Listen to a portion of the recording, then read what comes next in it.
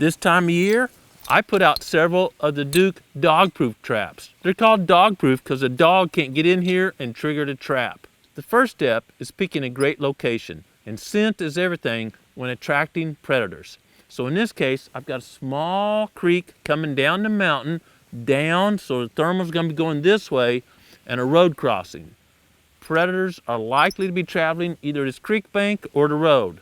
So, great location, the likelihood of twice the traffic. One this way, one this way. Then I go to the micro site selection, and I want to be on the uphill side, so the mountain's coming down this way, the cold air is coming down the creek this way, so I want to be on this corner, so my scent is going across both the creek and the road.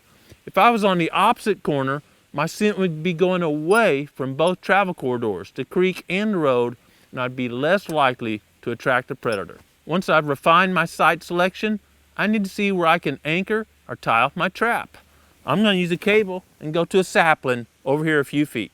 I like cables because they're super quick and easy, and you don't need much of a tree or sapling to hold a raccoon. If you can't pull it out of the ground, a raccoon's not going to pull it out of the ground. So I'm going to unwind my cable, get both ends free here. So we made these. You can simply buy some steel cable, not aluminum, because predators may wear or kink aluminum and get off. We don't want that happening. So I've got steel cable. I've made moderate sized loops on both ends and double crimped them so there's no way they'll come out. I've simply placed the loop inside the other loop on the other end of the cable, pull it kind of tight, just so the coon can't pull the cable too far up the tree. There's no way he's going anywhere with where I've got it placed now.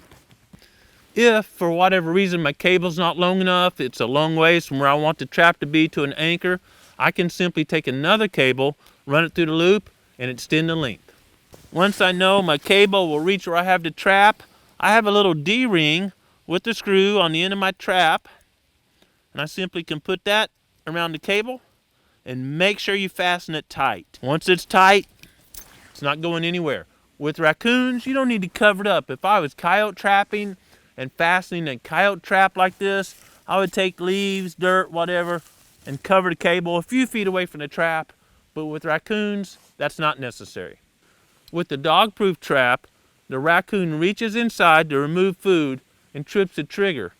The trigger is steel and can be really cold on these winter days, and that can get a little trap rejection of the animal setting off the trap. So I take either a marshmallow or a candied orange slice and cover the trigger. That way they never feel the cold steel. I simply take my soft bait, marshmallow, candied orange, what have you, and stick it on the trigger.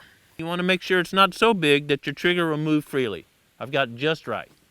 I raise the trigger once I have it covered and use some dry cat food put in the trap. When it's really cold outside, raccoons are really attracted to meat. So when it's warmer, they seem to be attracted to sweets more. But right now, I've got a cat food, a really inexpensive brand. Inexpensive brands seem to have more odor to them, and that's exactly what I want when I'm trying to attract a predator. Once I've got it filled up, it's now a good time to go ahead and set the trap. I'm going to push my trigger back down to the bottom and then lay it on a level place. You don't want it rocking back and forth. When my fingers are cold, I don't like squeezing that spring all the way, so I use a screwdriver just as a little leverage. Stick it under here and set the trap. Make sure you got the trigger set good, and it's set and ready to go. Now, I don't like to set a hair trigger. If it's a hair trigger and the coon starts bumping on the edge of this thing, it might fire before the coon is committed. I want a really solid trigger to make sure the predator is really committed before the trap fires. Once I've got it all set, I'm going to be right here at the intersection where my scent is going down, especially at night when the thermals are active. Take my can, cover it up, and I'm ready to move to the next trap site.